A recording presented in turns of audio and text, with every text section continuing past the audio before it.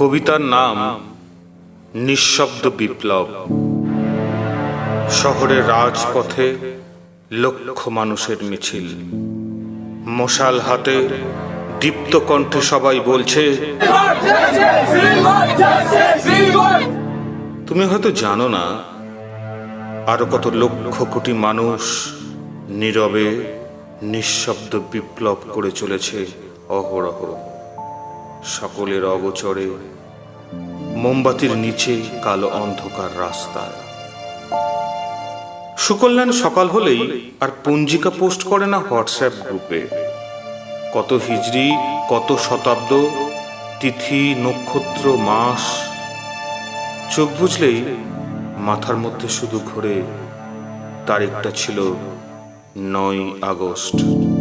তখন মধ্যরাত। পাড়ার পেটোদা সকাল সকাল ব্যাগ হাতে বাজার যাওয়ার আজ কোনো তাগিদ নেই। মাছ বাজারে কাটা রুইয়ের দিকে তাকালেই কাটা কেমন যেন গুলিয়ে ওঠে। সেমিনার রুমের মেঝেতে এমনি একটা রক্তাক্ত দেহ পড়েছিল সেদিন সকালে। স্নান সেরে অফিস যাওয়ার কোনো তাড়া নেই নীলুর। বাথরুমের আয়নায় নিজের কামানো মাথার দিকে তাকিয়ে মনে মনে ভাবে, এমনি একটা অনাবৃত শরীরকে কতগুলো পশু খুবলে খেয়েছিল সেদিন। Chest medicine department, 3rd floor. Rajib sir আজকাল স্কুলে যেতে ভয় পায়। ছোট ছোট ফুলের মতো মেয়েরা যখন জিজ্ঞাসা করবে, স্যার আমরা কি সুরক্ষিত স্যার, কোনো জবাব কি আছে তার কাছে? Principal sir. চিম্পু আজকাল অফিস ট্যুরে গিয়ে ভিডিও কল করে না। যে শহরেই যাক না কেন সেখানে দেখতে পেয়ে যায় কত শত অভয়া নির্ভয়ার বাস। টিউশন ফেলে আজকাল আর ভুঁড়ি দেখাতে আসে না পিন্টুদা। কারণ যে ফাজিল বঙ্কুটা দাদার পেটি দেখব বলে আবদার করত, সে আজ নির্বাক দাঁড়িয়ে আছে জ্বলন্ত মোমবাতির সামনে।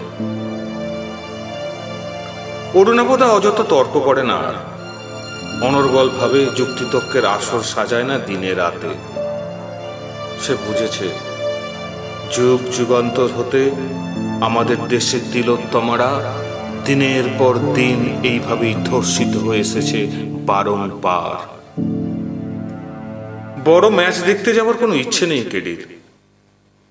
প্রশাসন তো ম্যাচটাই বাতিল করে দিয়েছে। কারণ গ্যালারির প্রান্ত থেকে আওয়াজ ওঠার কথা ছিল এই পচা গলা শাসন ব্যবস্থার বিরুদ্ধে। Mohun Bagan, east Bengal, justice for RG Kar. সন্ধ্যার আলো ছায়া অন্ধকারে মালিকার নতুন গান তোলে না বেহালার ছড়ে।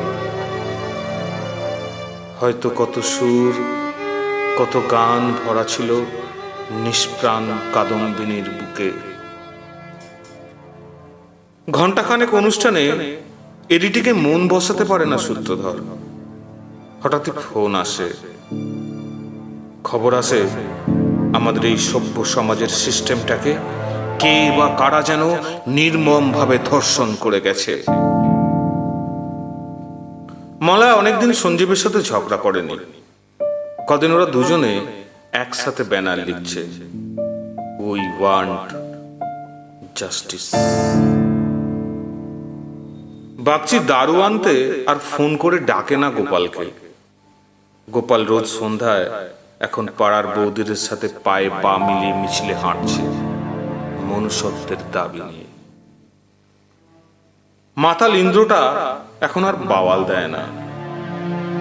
নিশুতি রাতে হঠাৎ করে চেঁচিয়ে ওঠে, শেষ হয়ে গেল, সব শেষ হয়ে গেল।